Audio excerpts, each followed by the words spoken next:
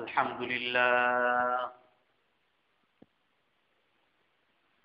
لله نحمده ونستعينه ونستغفره ونؤمن به ونتوكل عليه ونعوذ بالله من شرور أنفسنا ومن سيئات أعمالنا من يهده الله فلا مضل له ومن يضلله فلا هادي له ونشهد أن لا إله إلا الله وحده لا شريك له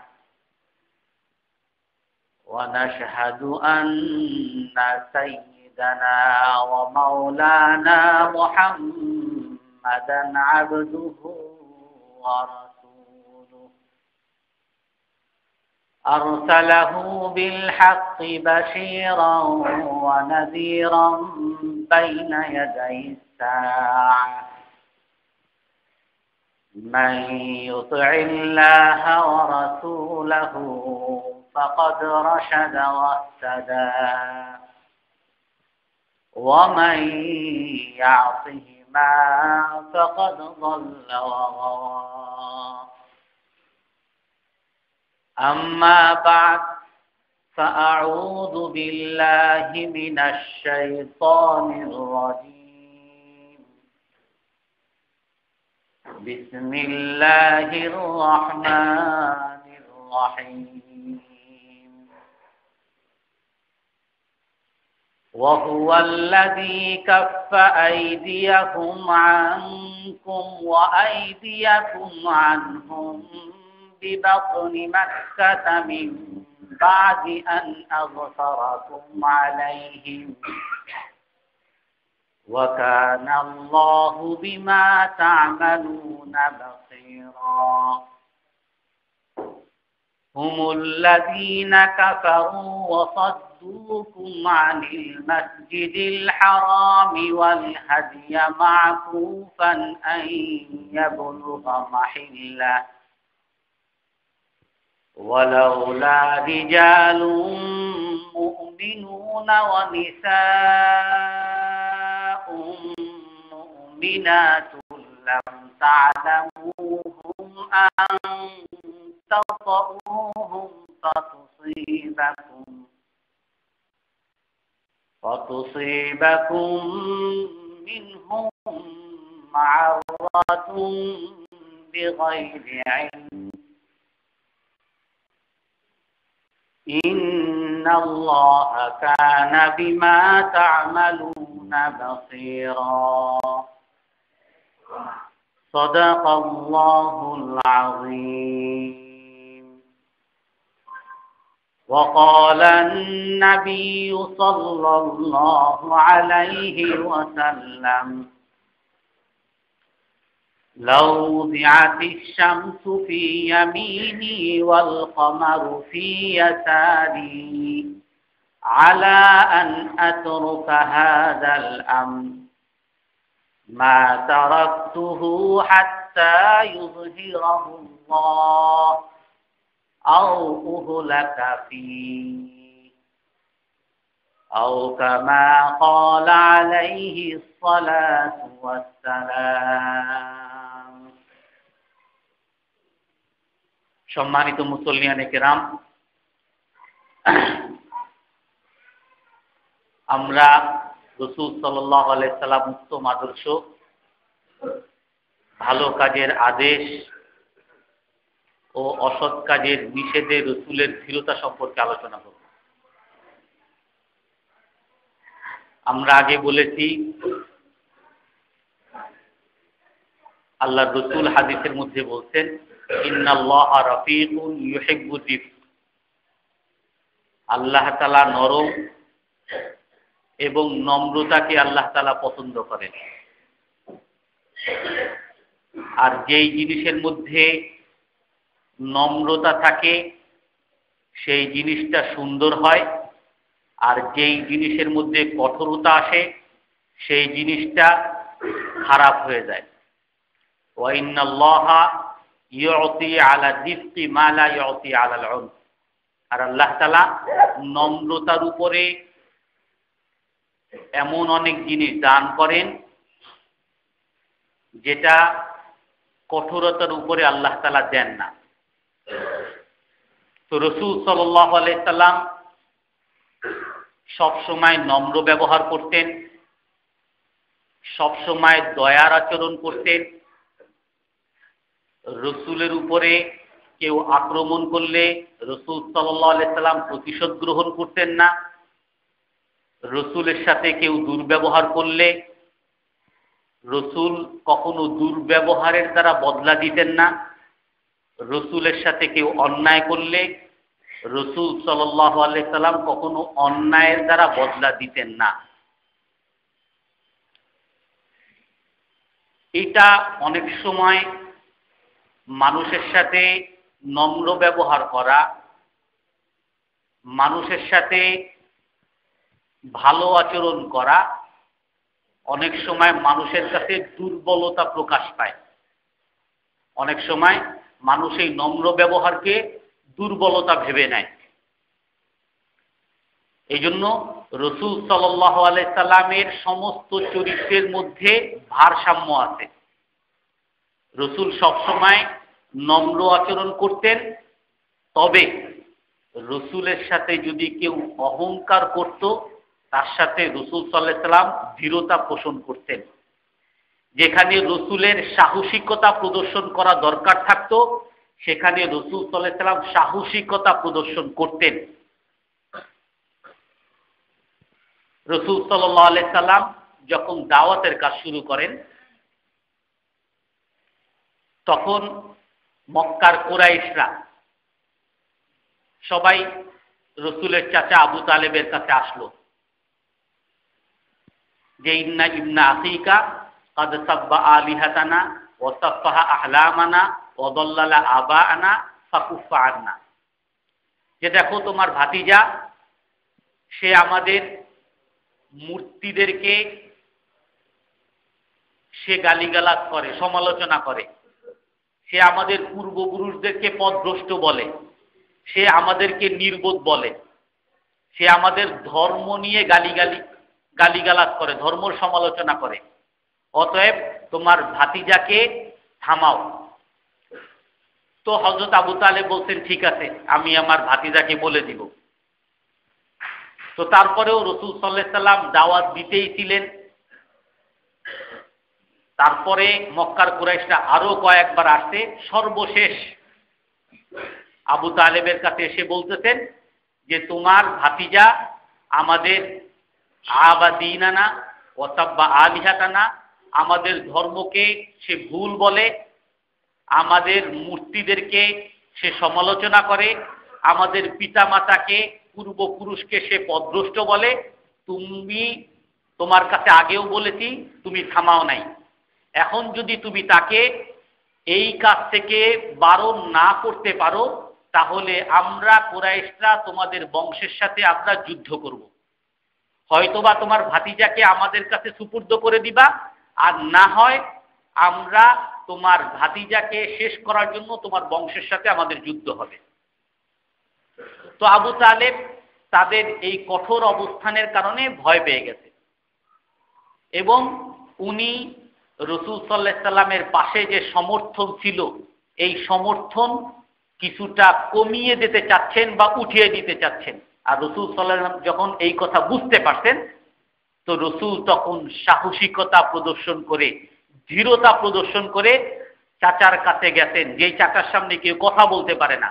চাচার কাছে গিয়ে বলতেছে, হে চাচা, লাউ উদিয়াতিশ শামসু ফি ইয়ামিনি ওয়াল কমারু ফি ইয়াসারি আলা আন আতরুকা হাযাল আম, যদি আমাকে সূর্য আমার ডান হাতে দেওয়া হয় এবং আমার বাম হাতে যদি চাঁদকে দেওয়া হয় আর বলা হয় যে এই ইসলামের আহ্বানকে ছেড়ে দিতে, তাহলে আমি কখনো ছাড়তে পারবো না।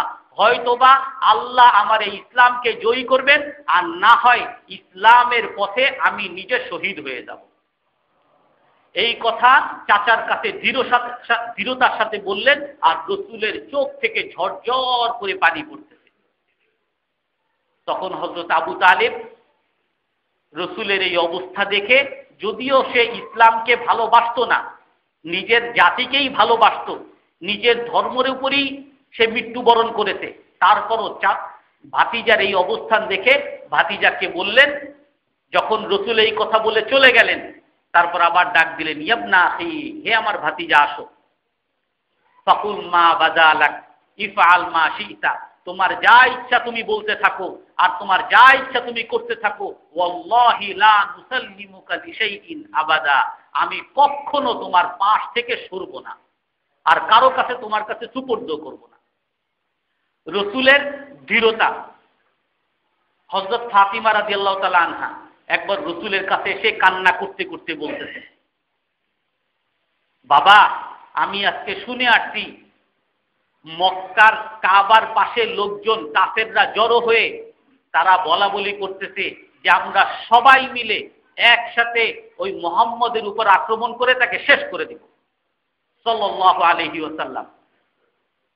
এই কথা শুনে হযরত ফাতিমা কান্না করতেছে, আর রাসূল সাল্লাল্লাহু আলাইহি সাল্লাম দেখলেন যে এখন আমাকে রাস্তাঘাটে কাফেররা হুমকি দিতেছে, আর আমি যদি এখন আমার ঘরের মধ্যে বসে থাকি, আমি লুকিয়ে যাই, তো আমার যারা অনুসারী যেই সাহাবারা আছে তারা আরো ভীতু হয়ে যাবে, আর ভীতু কাপুরুষতা কোন নবীর গুণ না। রাসূল সাল্লাল্লাহু আলাইহি সাল্লামকে এখানে দৃঢ়তা দেখাতে হবে। রাসূল বের হয়ে গেছেন, যেখানে তারা ষড়যন্ত্র করতেছে রাসূল সেখানে বের হয়ে গেছে। আর ওই কাবার মধ্যে তারা বসে বসে আলোচনা করতেছে যে ইন্নাহু কদ সাফফাহা আহলামানা ওয়া সাব্বা ওয়া আইয়াবা দীনানা ওয়া দাল্লালা আবাআনা, এই মুহাম্মদ সাল্লাল্লাহু আলাইহি ওয়াসাল্লাম সে আমাদের ধর্ম সমালোচনা করতেছে, আমাদের পিতামাতাকে গুমরাহ বলতেছে, পথভ্রষ্ট বলতেছে, আমাদেরকে নির্বোধ বলতেছে, আমরা সবাই মিলে তার আক্রমণ করব। এই কথা তারা আলোচনা করতেছে। রাসূল তাদের সামনে গেছেন। রাসূল যখন তাদের সামনে গেছেন, তখন একজনে রাসূলকে তিরস্কার করে একটা কথা বলছে, এই দেখো আসছে, চল। আর একজনে বলতেছে, এই যে দেখো আসছে, ইন্নাহু সাফফা আহলামানা, সে আমাদেরকে গালিগালাজ করে, তিরস্কার করতেছে রাসূল। রাসূল সাল্লাল্লাহু আলাইহি সাল্লাম দৃঢ়তার সাথে দাঁড়িয়ে শুধু ওই কাফেরদের দিকে এমনি তাকাইছেন, শুধু এভাবে তাকাইছেন। তাকানোর সাথে সাথে রাসূলকে দেখে সবাই ভয় পেয়ে গেছে, আর রাসূল শুধু ইশারা করছেন যে আমার সাথে তোমাদের লাগার পরিণতি খুবই ভয়াবহ, ইশারা করছেন। সবাই ভীত সন্তুষ্ট হয়ে সবাই থেমে গেছে। তো রাসূল সাল্লাল্লাহু আলাইহি সাল্লাম ওখানে নামাজ পড়ে চলে আসছে। তো রাসূল আসার পরে এখন আবার ওই কাফেররা সবাই আবার একত্রিত, আরে তোরা একজন মানুষকে দেখে ভয় পেয়ে গেলি, তোরা কেউ কিছু বলতে পারলি না, তোরা সব কাপুরুষের দল, একজন আরেকজনকে উৎসাহ করতেছে সবাই। তারপরে ষড়যন্ত্র আসলো যে কালকে যদি আবার আসে তাহলে আমরা সবাই মিলে একসাথে আক্রমণ করব। খুব সাহসিকতা তারা নিজেদের মধ্যে অর্জন করলো। তো রাসূল সাল্লাল্লাহু আলাইহি সাল্লাম পরের দিন আবার গেছেন, গিয়ে দেখতে তারা এরকম ষড়যন্ত্র করতেছে। রাসূল কাবায় গিয়ে নামাজ পড়া শুরু করতেন। যখন নামাজ পড়া শুরু করতে, তখন ওই সবাই মিলে রাসূলের উপর আক্রমণ করছে। তার সামনে ছিল উকবা ইবনে মুআইয়াদ, রাসূলের গলা ধরতে। রাসূল নামাজ পড়তেছিলেন, রাসূলের গলার চাদর ধরে তারা সবাই আক্রমণ করা শুরু করতেছে। আর বলতেছে কি রাসূলকে, আনতাল্লাযী তাকুলু হাকাযা, তুমি কি এরকম বলো যে আমার বাপদাদাকে তুমি পথভ্রষ্ট বলো, তুমি আমাদের ধর্মের সমালোচনা করো, তুমি আমাদেরকে অথর্ব বলো, তুমি কি এগুলো বলো? রাসূল মাইর খাইতেছেন। রাসূল এত মানুষ সবাই মিলে একজন মানুষকে মারতেছে, আর রাসূল নির্যাতিত হইতেছেন। ওই সময় দৃঢ়তা সাহসিকতা প্রকাশ করে বলতেছেন, নাম আনাল্লাযী আকুলু হাকাযা হাকাযা, হ্যাঁ আমি এই কথা বলি, আমি বলি তোমাদের ধর্ম ভুল ধর্ম, আমি বলি তোমাদের পিতামাতা সবাই ভুল করতে, আমি বলি তোমরা যা করো সব নির্বোধের কাজ করো। রাসূল বীরত্বের সাথে বলতেছেন।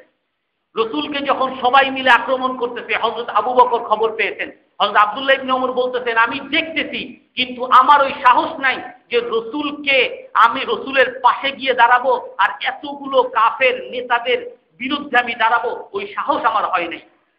হযরত আবু বকর রাদিয়াল্লাহু তাআলা আনহু শুনে দূর থেকে দৌড়ে আসে। হযরত আবু বকর আমরা সবাই জানি, আপনারা সবাই জানেন, সবচেয়ে নম্র মানুষ। ইন্নাহু লাআহওয়াহুন ওয়া আওয়াবুন। হযরত আবু বকর রাদিয়াল্লাহু তাআলা আনহুর ব্যাপারে হযরত আয়েশা বলেন, যখন নাকি রসুলের মৃত্যু সজ্জায় বলছিলেন মুরু আবু বকর ফালিউসাল্লি, আবু বকরকে বলো নামাজ পড়াইতে। হযরত আয়েশা বলতেছেন যে হে আল্লাহর রাসূল, আপনি তাকে নামাজ পড়াতে বলেন না। কেন? কারণ সে নরম মানুষ, নামাজে দাঁড়াইলেই সে কান্না শুরু করে। সে আপনার এই অন্তিম মুহূর্তে নামাজ পড়াতে পারবে না, এত নরম মানুষ। সেই নরম মানুষ হযরত আবু বকর দূর থেকে বাঘের মতো এসে উকবা ইবনে মুআইয়াদ যে রসুলের কলার ধরছিল, সেই উকবা ইবনে মুআইয়াদের কলার ধরছে। আর ধরে বলতেছে কি, আতাকতুলুনা রাজুলান আন ইয়াকুলা রাব্বি আল্লাহ, তোমরা কি একটা মানুষকে শুধু এই জন্য হত্যা করবা তার দোষ সে বলতেছে আমার রব আল্লাহ, এই জন্য কি তাকে হত্যা করবা? এই কথা বলতেছেন আর উকবা ইবনে মুআইয়াদের গলা ধরে টেনে আনতেছেন। তখন ওই কাফেরের দল যারা ছিল রসুলকে যেরকম আঘাত করেছে, হযরত আবু বকর রাদিয়াল্লাহু তাআলা আনহুকে এত আঘাত করতে যে হযরত আবু বকরের চেহারা আর চিনা যায় না, বেহুশ হয়ে গেছিলেন। রাসূল সাল্লাল্লাহু আলাইহি সাল্লাম ধীরতা প্রদর্শন করতেন। মদিনার মধ্যে একবার সকল রাতের অন্ধকারে একবার একটা আওয়াজ আসছে। আমরা রাতে যখন কোনো ডাকাতের আওয়াজ পাই সবাই ঘরের মধ্যে ঢুকে যাই। তো একবার ডাকাতের আওয়াজ আসছে, সবাই ভয়, একজন আরেকজনকে ডেকে সবাই দেখতে গেছে যে কোত্থেকে আওয়াজ আসলো, চলো আমরা যাই। যখন অন্ধকারে যাইতেছে গিয়ে দেখে যে তার আগেই, অনেক আগেই রসুল সেই দূরে যেখান থেকে আওয়াজ আসছে ওইখান থেকে ফিরে আসতেছে। একা বাহাদুর সাহসিকতার সাথে একা একা চলে গেছেন, আবার ওখান থেকে ফিরে আসতেছেন। আর রসুল সবাইকে সান্ত্বনা দিতেছেন, লাম তুরাউ, ভয়ের কিছু নাই, ওখানে কিছু নাই, ওখানে কিছু নাই। আবু জেহেল ইরাকের গোত্রের একজন লোক, সে আবু জেহেলের কাছে কিছু জিনিস বিক্রি করছে। আবু জেহেল খারাপ ছিল এবং নেতা। সে তার মাল নিয়ে তার টাকার তার যে মূল্য পরিশোধ করে নাই, ওই ইরাকের ওই লোকটার মূল্য আর পরিশোধ করে নাই। এখন সেই লোকটা ইরাকের বাইরের মানুষ, এখন সবার কাছে সাহায্য চাইতেছে যে ভাই আবু জেহেল তো আমার সম্পদ নিয়ে গেছে, আমার মূল্য দেওয়ার কথা, আমার এখন তো টাকা দিতেছে না, কেউ কি আসো ভাই আমার একটু সহযোগিতা করবা, তার কাছ থেকে আমার টাকাটা পাওনাটা উসুল করে দিবা। সবার কাছে বলতেছে। মক্কার যে কাবা ঘরের আশেপাশে এইখানে সকলের সমাগম হতো, এখানে এসে সবাইকে বলতেছে, কেউ সাহস করতেছে না যে কার এত বাহাদুর, কে এত বড় বীর বাহাদুর যে আবু জেহেলের সাথে টক্কর লাগতে যাবে, আবু জাহালের কাছে যাবে তার পাওনা পরিশোধ করতে, তার নিজের জীবন নিয়েই তো টানাটানি। তো এখন ওই যারা কাবার ওইখানে ছিল তারা সবাই তাকে পরামর্শ দিল যে দেখো একজন লোক আছে, তুমি যদি তার কাছে যাও সে হয়তো তোমার পাওনা আদায় করে দিতে পারে। বলে কে? সে হলো মুহাম্মদ সাল্লাল্লাহু আলাইহি ওয়াসাল্লাম। তার কাছে গেলেন। তো রসুলের কাছে যখন গেছে যে এরকম আবু জেহেল আমার কিছু জিনিস কিনেছে আর তার কাছে আমি মূল্য পাই, আমার মূল্য আর দেয় না, আমার জিনিস নিয়ে গেছে কিন্তু আমার পাওনা পরিশোধ করে নাই। তো রসুল বলতেছেন ঠিক আছে চলো আমার সাথে। রসুল তাকে নিয়ে আবু জাহালের বাসায় গেছে। আবু জাহালের বাসায় গিয়ে নক করছে।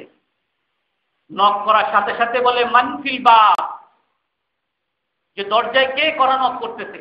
আর রসুল ধীরতার সাথে বলতেছেন মুহাম্মাদুন ইয়াকরাউল বাব, মুহাম্মদ সাল্লাল্লাহু আলাইহি সাল্লাম তোমার দরজা নক করতেছে। তো সাথে সাথে দৌড়ে শুধু রসুলের আওয়াজ শুনে ঘর তাড়াতাড়ি যে অবস্থায় ছিল ওই অবস্থায় দরজা খুলছে। দরজা খুলে বলতেছে কি ব্যাপার, কেন আসছো তুমি? আল্লাহ রসুল সোজা সাপটা বলতেছেন আতি হাক্কাহু, এই ইরাকের এই লোকটার পাওনা তুমি দিয়ে দাও। তো আর কোনো কথা না বাড়িয়ে সাথে সাথে বলতেছেন যে তুমি যাও, হে ইরাক তুমি যাও, আমি তোমার পাওনা নিয়ে এখনই আসছি। তো তার পাওনা তাকে দিয়ে দিতে।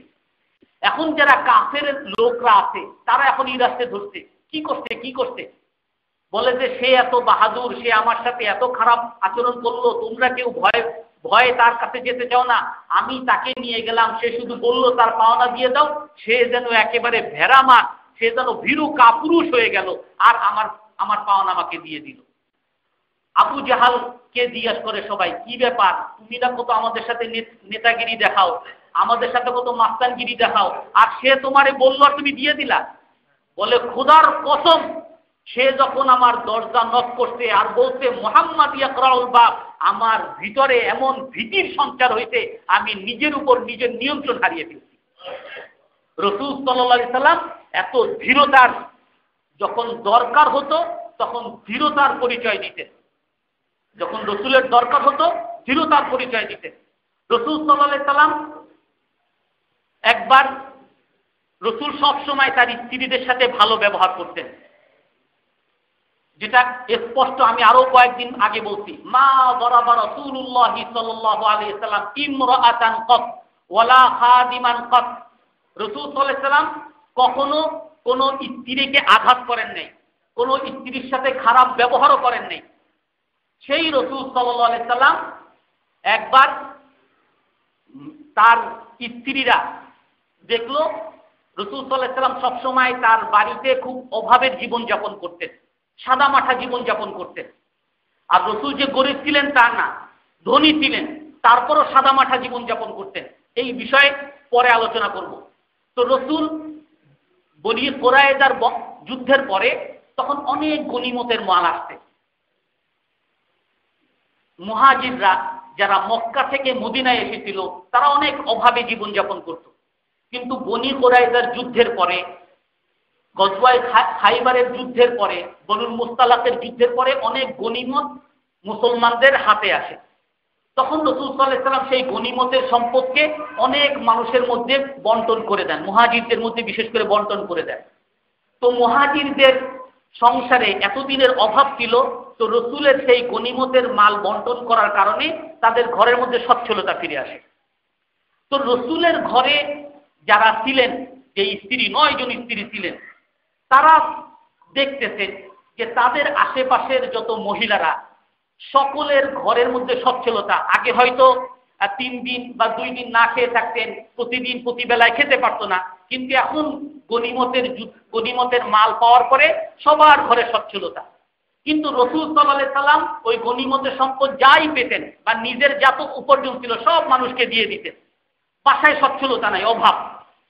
তো রাসূলের স্ত্রীরা সবাই রাসূলের কাছে আবদার করলো যে, হে আল্লাহর রাসূল, আগে তো আমাদের অভাব ছিল, সমস্যা নাই, এখন অন্যান্য মহিলাদের অভাব ছিল, কিন্তু এখন অন্যান্য মহিলাদের সবাই সচ্ছলতা ফিরে পেয়েছে, তারা ভালোভাবে খাইতেছে, ভালোভাবে পড়তেছে, সুখী জীবনযাপন করতেছে। আমাদেরও এখনো অনেক টানাটানির জীবন, আপনি যদি আমাদের একটু নফকাটা, আমাদের বাসার খরচটা যদি একটু বাড়িয়ে দিতেন, তাহলে একটু আমরা সচ্ছলভাবে থাকতে পারতাম। শুধু এতটুকু বলতে যে সবাই একটু অভাবমুক্ত জীবনযাপন করতেছে, আপনিও যদি আমাদের একটু অভাবমুক্ত জীবনযাপনের ব্যবস্থা করে দিতেন, তাহলে আমরা একটু ভালো থাকতাম। রাসূলের কাছে এটা কোনো বিষয় না, কারণ যত সম্পদ আসে রাসূলের হাতে আসে, সেই সকলকে বন্টন করে। এখান থেকে রাসূল নিজের প্রয়োজনের জন্য নিতে পারতেন, যেটা আমাদের বর্তমান যুগে সব জায়গায় হয়। যার কাছে সম্পদ থাকে তার ঘরের মধ্যে সাজসজ্জার বিলাসিতার শেষ নাই, কিন্তু যাদের জন্য আসে তাদের ঘরে অভাব থেকেই যায়। তো রাসূলের বাসায় যেখানে সমস্ত সম্পদ রাসূলের হাতে, সেইখানে রাসূলের বাসায় অভাব, আর রাসূলের স্ত্রীরা বলতেছে আমাদের অভাব দূর করার জন্য আবদার করতেছে। রাসূল জগতের জন্য ইতিহাস সৃষ্টি করে যেতে চান। রাসূল সাল্লাল্লাহু আলাইহি সাল্লাম বিবিদেরকে কখনোই ধমক দেন নাই, এটা আমরা আগে বলছি। ইন্নী লাম উবআস মুআন্নিফা, আমি কঠোর হিসাবে আমাকে আল্লাহ তাআলা দুনিয়াতে পাঠান নাই, আল্লাহ রাসূল বলছেন। কোন স্ত্রীর সাথে কোনো ধরনের বকা ঝকা ঝগড়াঝাটি কিছুই করেন নাই। রাসূলের এই আবদার ভালো লাগে নাই, স্ত্রীদের থেকে আলাদা হয়ে গেছেন। মসজিদের একটা জায়গায় 30 দিন রাত করে স্ত্রীদের কাছে আর যান নাই। তো রাসূলের এই অবস্থা দেখে সাহাবায়ে কেরাম, অনেক সাহাবারা বলা বলি শুরু করছে, রাসূল মনে হয় তার স্ত্রীদেরকে তালাক দিয়ে দিতে, রাসূলকে ঝামেলা দিতে, এই জন্য রাসূল তাদেরকে তালাক দিয়ে দিতে। রাসূল সাল্লাল্লাহু আলাইহি সাল্লাম যখন 29 দিন হয়েছে তখন এই অবস্থা শুনে হযরত আবু বকর রাদিয়াল্লাহু আনহু রাসূলের কাছে আসলেন রাসূলকে সান্ত্বনা দেওয়ার জন্য। রাসূল 1 মাস ধরে রাগ। হযরত ওমর রাদিয়াল্লাহু তাআলা আনহু আসলেন রাসূলের কাছে সান্ত্বনা দেওয়ার জন্য।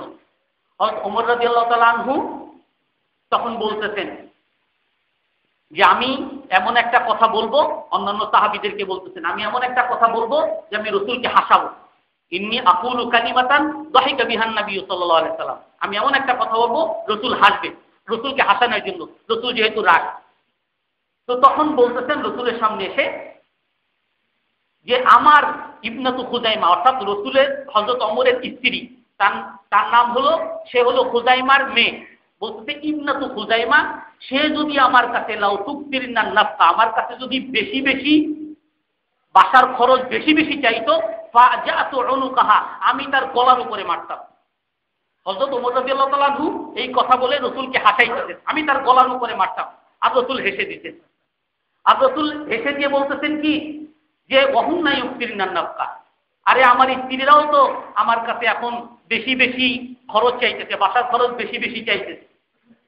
তো তখন হযরত আবু বকর রাদিয়াল্লাহু তাআলা আনহু রাগ হয়ে হযরত আয়েশা রাদিয়াল্লাহু তাআলা আনহার কাছে গেছেন, আর গিয়ে হযরত আয়েশাকে ধমকাইতেছেন, আর হযরত আয়েশার ঘাড় ধরে এরকম ধাক্কা দিতেছেন, তোমরা রাসূলকে কষ্ট দাও, রাসূলের কাছে চাও, রাসূল যেটা যেটা দিতে পারেন না, যেটা দিতে চান না, সেইগুলো নিয়ে তার সাথে বাড়াবাড়ি করো।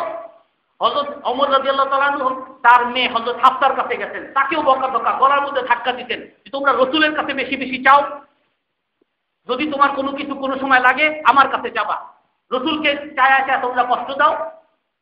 রাসূল এই অবস্থায়, রাসূল সাল্লাল্লাহু আলাইহি সাল্লামকে আল্লাহ তাআলা এত বেশি ভালোবাসতেন, যেটা আমরা আগে বলছি, রাসূলকে যদি কোনো মানুষ কষ্ট দিত, রাসূল কারো কষ্টের বদলা প্রতিশোধ কখনো দেন নাই। রাসূলকে মানুষ পাগল বলেছে, রাসূল কখনো বলেন নাই আমি পাগল না তুমি পাগল। রাসূলকে জাদুকর বলেছেন, রাসূল বলেন নাই আমি জাদুকর না তোমরা জাদুকর। রাসূলকে বোকা বলেছে, রাসূল কখনো বলেন নাই আমি বোকা না তোমরা বোকা। বরং রাসূলের সকল প্রতিশোধ, রাসূলের সকল বদলা স্বয়ং আল্লাহ তাআলা কোরআন শরীফের আয়াত নাযিল করে আল্লাহ তাআলা বদলা দিতেন। রাসূল কখনো বলেন নাই আপনি পাগল না, আল্লাহ তাআলা কোরআনের আয়াত নাযিল করে বলতেন মা আনতা বিনিয়ামাতি রাব্বিকা বিমাজনুন, হে রাসূল আপনি আপনার রবের নিয়ামতে দয়াতে পাগল না। ওমা আনতা বিসাহিব, আপনি জাদুকর না।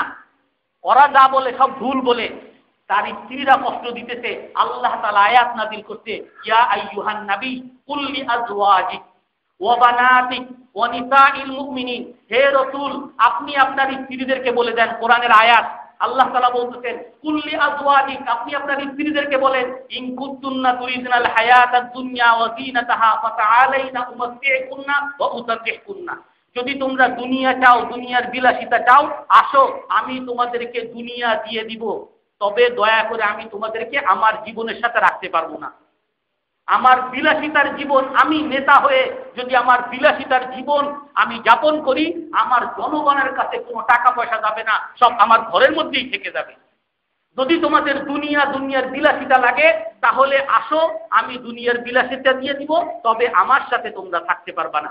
ওয়াইন কুনতুন্না তুরিদুনাল্লাহা ওয়া রাসূলাহু ওয়াদ দারাল আখিরাহ ফাইন্নাল্লাহা আ'আদ্দা লিল মুহসিনাত, আর যদি তোমরা আল্লাহকে চাও, আল্লাহর রাসূলকে চাও, তাহলে আল্লাহ তাআলা তোমাদের জন্য জান্নাতের মধ্যে অনেক উচ্চ মর্যাদা তোমাদের জন্য তৈরি করে রাখেন। সরাসরি আল্লাহ তাআলা আয়াত নাযিল করতেন। রাসূল সাল্লাল্লাহু আলাইহি সাল্লাম হযরত আয়েশাকে ডাকতেন, হযরত আয়েশাকে ডেকে বলতেছেন জিন্নী আযকুরু লাকা আমরান লা তাস্তাজিলি ফিয়া হাত্তা তাস্তামিরি আবাওয়াই, যে আমি তোমাকে এখন এমন একটা কথা বলবো যেই বিষয়ে তুমি এখনই ফয়সালা দেওয়ার দরকার নেই, তুমি তোমার পিতামাতার সাথে পরামর্শ করে তারপরে ফয়সালা দিবা, কারণ মেয়েরা বুদ্ধি কম থাকে, হুট করে তোমার সাথে আমি থাকবো না। এই জন্য রাসূল বলতেছেন যে তোমাকে আমি এমন একটা কথা বলবো যেই ব্যাপারে তোমার এখনই ডিসিশন নেওয়ার দরকার নাই, তোমার পিতা মাতার সাথে পরামর্শ করে তারপরে তুমি তোমার ডিসিশন জানাবা। তো তারপরে আল্লাহ রাসূল এই আয়াত তেলাওয়াত করলেন যে তোমরা যদি দুনিয়ার বিলাসিতা চাও আসো, তোমাদেরকে দিব, তবে আমার সাথে থাকবা না। আর যদি আল্লাহ রসুলকে চাও তাহলে তোমাদের জন্য আল্লাহ তাআলা আখিরাতে অনেক বিনিময় তৈরি করে রাখছেন। হযরত আয়েশা রাদিয়াল্লাহু তাআলা আনহা এই আয়াত শোনার পরে বলেন কি, আফিকা তাশিদু আবাওয়াইয়া, হে আল্লাহর রাসূল, আপনার ব্যাপারে, আপনার সাথে আমি থাকবো কি থাকবো না, এই ব্যাপারে আমার পিতামাতার সাথে আমার পরামর্শ করতে হবে? লা ওয়াল্লাহি ইন্নী আরাদতুল্লাহ ওয়া রাসূলা, আমি এখনই ঘোষণা দিচ্ছি আমি দুনিয়া চাই না, আমি আল্লাহ এবং আল্লাহর রাসূলকে চাই। হযরত রাসূল সাল্লাল্লাহু আলাইহি সাল্লাম তখন বলতেছেন যে দেখো, আমি তোমার কাছে যেই কথা জিজ্ঞাসা করছি আর তুমি যে উত্তর দিছো, এই উত্তর তুমি কারো কাছে বলবা না। আমার 9টা স্ত্রীর কাছে তুমি যাবা আর আমার এই কথা গিয়ে বলবা, তারা কি বলে আমাকে উত্তরটা জানাবা। তুমি যে আমাকে উত্তর দিছো এই উত্তর তাদেরকে জানাবা না। হযরত আয়েশা রাদিয়াল্লাহু তাআলা আনহা 9 জন স্ত্রীর কাছে এই কথা বলতেন, 9 জনই এক বাক্যে আল্লাহর রাসূলকে ঘোষণা করে দিতেন, লা ওয়াল্লাহি নাহনু নুরিদুল্লাহ ওয়া রাসূলা, আমরা আল্লাহ এবং আল্লাহর রাসূলকে চাই। তো রাসূল সাল্লাল্লাহু আলাইহি সাল্লাম নরম ছিলেন, কিন্তু নিজের ছেলে, নিজের স্ত্রীদেরকে, নিজের পরিবারকে যখন সোজা পথে আনতে হবে, সঠিক পথে আনতে হবে, তখন রাসূল সাল্লাল্লাহু আলাইহি সাল্লাম কঠোরতা, দৃঢ়তা প্রদর্শন করেছেন। আর এটাকে আমরা কঠোরতা বলবো না, রাসূল নিজের ভাষায় বলেন, ইন্নী লাম উবআস মুআন্নিফা ওয়া ইন্নামা বুইসতু মুআল্লিমান মুয়াসসিরা। রাসূল বলেন, ওই 9 জন স্ত্রীকে সামনে নিয়ে আল্লাহ তাআলা আমাকে কঠোর গালিগালাজকারী, মানুষকে তিরস্কারকারী হিসাবে আল্লাহ দুনিয়াতে আমাকে পাঠান নাই, তবে আমাকে পাঠিয়েছেন শিক্ষক হিসাবে। আমি তোমাদের সাথে যে এই 1 মাস দূরে ছিলাম, তোমাদেরকে যে আমি তোমাদের সাথে দেন দরবার করলাম, এগুলো সব তোমাদেরকে শিক্ষা দেওয়ার জন্য। এটা আমার কঠোরতা না। রাসূল সাল্লাল্লাহু আলাইহি সাল্লাম যখন হুদাইবিয়ায় যান, সাহাবাদেরকে নিয়ে রাসূল গেছেন উমরা করবেন। তো যখন মক্কার কাছাকাছি গেছেন, তখন ওই মক্কার লোকরা জানতে পারছে রাসূল সাল্লাল্লাহু আলাইহি সাল্লাম 1400 সাহাবী নিয়ে মক্কায় আসছে। তো তারা ভয় পেয়ে গেছে, তারা যুদ্ধের জন্য তৈরি হয়ে গেছে। তো রাসূলের কাছে বুদাইল ইবনে ওয়ারাকা একজনকে পাঠাইছে। রাসূল তাকে বলে দিতেন যে দেখো ভাই, আমরা এখানে শুধুমাত্র উমরা করার জন্য আসছি, আমরা যুদ্ধ করার জন্য আসিনি। তো বুদাইল ইবনে ওয়ারাকা চলে গেছে। রাসূল এই বার্তা পৌঁছানোর জন্য ওসমান ইবনে আফফান রাদিয়াল্লাহু তাআলা আনহুকে মক্কায় পাঠাইছেন। তো এদিকে রব উঠে গেছে, ওসমান রাদিয়াল্লাহু তাআলা আনহুকে তারা হত্যা করে ফেলছে, আসলে তারা আটক করে রাখছিল। তো সমস্ত সাহাবাদের কাছে বায়াত নিতেন যে যদি হযরত ওসমানকে হত্যা করা হয় তাহলে আমরা মক্কার উপরে আক্রমণ করব, সবাই আমরা মৃত্যুর জন্য অঙ্গীকার করি, সবাই মৃত্যুর জন্য অঙ্গীকার করতে। তো এই সময় মক্কার লোকরা ভয় পেয়ে তারা লোক পাঠাইছে, প্রতিনিধি পাঠাইতেছে যে তাদেরকে ধমক টমক দিয়ে বিদায় করে দাও। তো প্রথমে একজনকে পাঠাইছে মিকরাজ ইবনে হাফস। রাসূল বলতেছেন, রাসূলের যখন দৃঢ়তা দরকার দৃঢ়তা দেখান, যার সাথে যেরকম আচরণ দরকার সেরকম করতেছেন। মিকরাজ ইবনে হাফস যখন আসতেছে, দূর থেকে রাসূল দেখতেছেন, রাসূল সাহাবাদেরকে বলেন, ইন্না হাযা রাজুলুন ফাজির, এই লোকটা একটা পাপী লোক, বিশ্বাসঘাতক লোক, এর সাথে কথা বলে লাভ নাই। তো সেই যখন আসছে, রাসূলের সাথে কথা বলতে চাইছে, রাসূল ঠিক আছে, ভালো খারাপ এই, তার সাথে কোনো কনসার্ন কথা তার সাথে বলেন নাই, চলে গেছে। তারপরে পাঠাইছে সাইয়্যিদুল আহবাস, আহবাসের নেতা, ওইখানকার হাবশা একটা বিরাট জাতি ছিল, তাকে পাঠাইছে, সেই নেতাকে পাঠাইছে। তো রাসূল যখন দূরের থেকে দেখতেছে যে সাইয়্যিদুল আহবাস আসতেছে, রাসূল বলতেছেন, ইন্না হাযা মিন কওমিন ইয়াতাআল্লাহুন, এ এমন এক জাতির লোক যারা আল্লাহকে অনেক সম্মান করে, বাইতুল্লাহকে অনেক সম্মান করে, যারা ইবাদতকে অনেক সম্মান করে। অতএব আমরা যে উমরার জন্য আসছি, উমরা করে তারপরে জবাই করতে হয়, কুরবানি করতে হয়, যে আমাদের জানোয়ারগুলো আছে, উমরার জানোয়ার, এগুলোর মধ্যে আলামত আছে, এগুলো সব তার সামনে দেখাও। আর যে বিভিন্ন রকম এহরাম, যে আমরা উমরার জন্য আসছি, এই পোশাকে তার সামনে যাও। তো সে যখন আসতেছে তখনই দেখতেছে যে রসুলের যে বাহিনী আছে সেখানে সব ওই উমরার জন্য আনা বিভিন্ন রকম জানোয়ার। সাহাবাদেরকে জিজ্ঞেস করেন এই জানোয়ারগুলো কি? বলে এগুলো তো সব আমরা নিয়ে আসছি উমরা করে, এগুলো মক্কায় জবাই করব আর মক্কার গরিবদেরকে আমরা এগুলো সব বন্টন করে দিব। তো সে অবাক হয়ে গেছে, আরে এরা তো উমরার জন্য আসছে আর মক্কার কুরাইশরা একে কেন বাধা দিবে? তো সে চলে গেছে কুরাইশদের কাছে গিয়ে বলতেছে যে আয়াতুদ্দু মান ইউআযিমিল্লাহ মান ইউআযিমিল বাইতুল হারাম, তোমরা কি চাচ্ছ এমন এক ব্যক্তিকে আল্লাহর ঘর থেকে ফিরিয়ে দিতে যে আল্লাহর ঘরকে সম্মান করতে চায়? তারা আসছে আল্লাহর ঘরকে সম্মান করতে, তোমরা তাদেরকে ফিরিয়ে দিতে চাও? তখন ওই মক্কার কুরাইশরা বলতে ইন্নাকা রাজুলুন আরাবী উসকুত, তুমি একজন গ্রাম্য লোক, তুমি এগুলো বুঝবে না, বসো। আবার বলছেন যে তোমরা কি এমন লোককে আল্লাহর ঘর থেকে তোমরা ফিরত দিতে চাও? আবার বলতেছে ইন্নাকা রাজুলুন আরাবী লা ইলমা লাক, তুমি একজন গ্রাম্য লোক, তোমার এই ব্যাপারে জ্ঞান নেই, চুপ করো।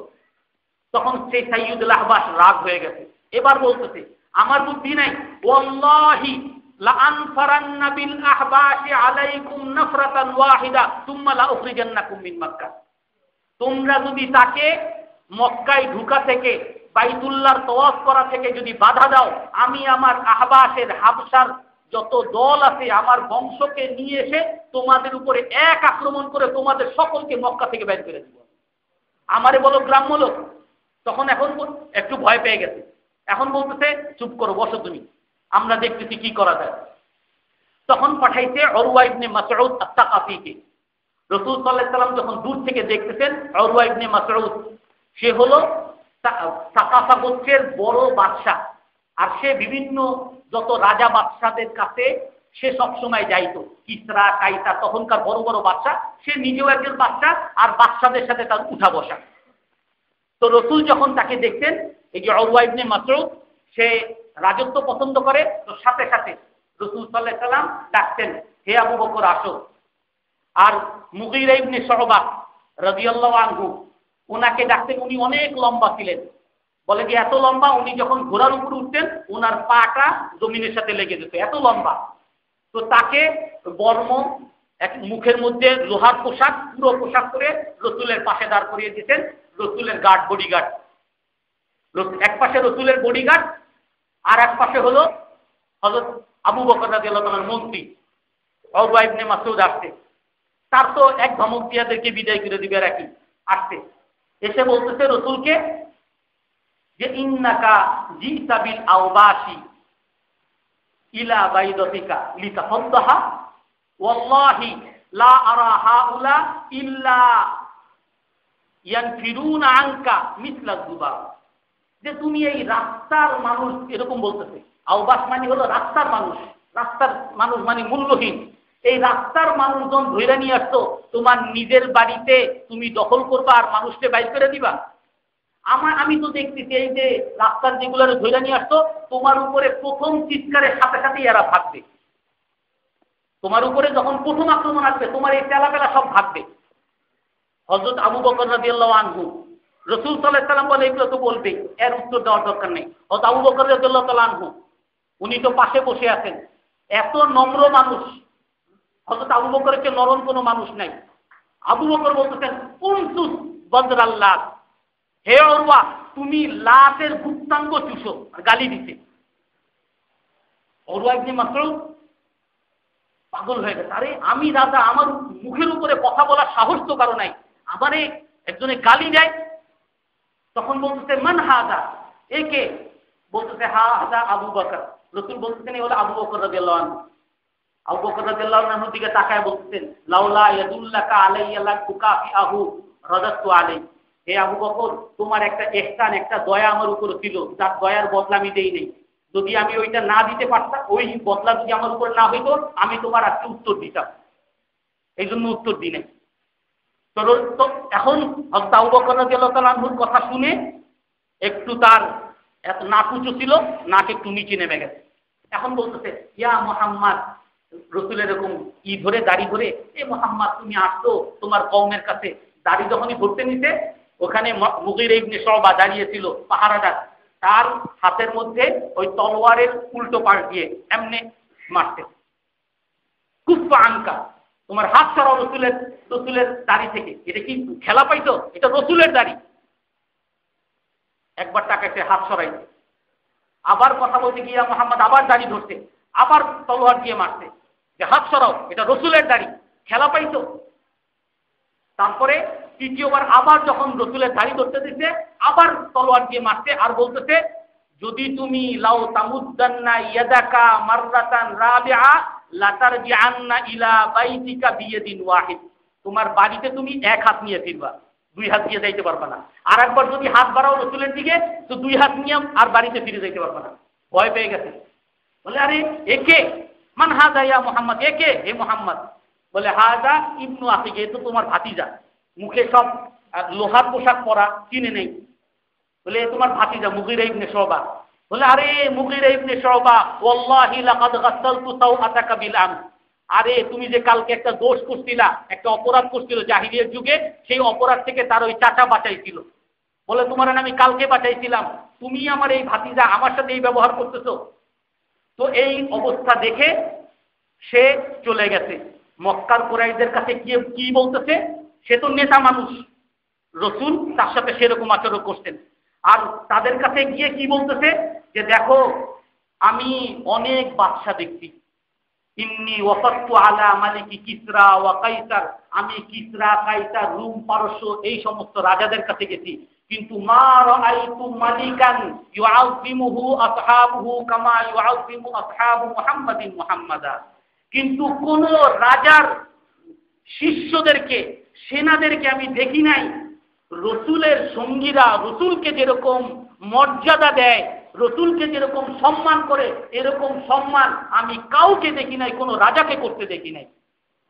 কি বলেন যে সে যখন নাকি একটু থুতু ফেলে, ওয়াল্লাহি মান তাফালা তাফলাতান ইল্লা ওয়াকাআত ফি ইয়াদিন ওয়াহিদ, যখন একটু থুতু ফেলে সকলে কারাকারি করে ওই থুতু হাতে নেওয়ার জন্য, থুতু হাতে নিয়ে গাল গল তার শরীরে মাখে। যখন সে অজু করে পানি ফেলে, ওই পানি সবাই নিতে কারাকারি করে খাওয়ার জন্য। ওয়াইদা আমারা ইফতাদু আমরাহু, আর যখন কোনো আদেশ করে, যদি বলে এই পানি নিয়ে আসো, 10 জন দৌড় মারে পানি আনার জন্য। আর যখন সে কোনো কথা বলে, ওয়াইদা তাকাল্লামা খাফাদু আসওয়াতাহুম, যখন সে কথা বলে সবাই আওয়াজ নিচু করে ফেলে, কেউ তার উপরে কথা বলে না। আমি অনেক রাজা দেখছি, কিন্তু এরকম রাজত্ব আমি আর দেখি নাই। অতএব হে কুরাইশরা, তোমরা এখন বুঝে শুনে তার সাথে লড়তে যাও। তোমরা লড়তে যাও না এখন তার সাথে কিভাবে আপোষ করা যায়। তখন সুহাইল ইবনে আমরকে পাঠাইতেন, এবং সুহাইল ইবনে আমরকে রসুল যখন দূরের থেকে দেখতেন, তখনই আল্লাহ রসুল বলতেছেন সাহুলা আলাইকুম আমরকুম, তোমাদের কাজটা সহজ হয়ে গেছে। মানে এই যে ভালো মানুষ একজন আসছে, তার সাথে বোঝাপড়া সহজ হয়ে যায়। তখন সে আসার পরে তার সাথে হুদাইবিয়ার সঙ্গী হয়। রসুল সাল্লাল্লাহু আলাইহি ওয়াসাল্লাম নম্র ছিলেন, কিন্তু ধীরতা প্রকাশ করতে, সাহসিকতা প্রকাশ করতে কখনো কার্পণ্য করে নাই। এটাই হইল রসুলের চরম গুণ। এই জন্যই রসুলের সমস্ত গুণের মধ্যে ভারসাম্য ছিল। এমন না যে এত এত নম্রতা, এত বিনয় প্রকাশ করতে করতে মানুষ দুর্বল ভাবা শুরু করবে। রসুল সাল্লাল্লাহু আলাইহি সাল্লাম যেরকম সাহসী ছিলেন, সেরকম নরম ছিলেন। রসুলের গলা ধরে পার পেয়ে গেছে কখন, রসুলের আশেপাশে তার দল সমস্ত সাহাবী, যায়েদ ইবনে সানা রসুলের গলা ধরতেছেন আর রসুল হাসতেছেন। রসুলের ক্ষমতা আছে, দয়া দেখাইতেছেন। রসুলের যেখানে ক্ষমতা নাই, উকবা ইবনে মুআইদ গলা ধরতেছেন, রসুল উল্টা উত্তর দিতেছেন। বৌদ্ধ এসে রসুলের গলা ধরে বলতেছে আমার এই সম্পদ দাও, আর রসুল হাসতেছেন, কোনো বদলা নেন নাই।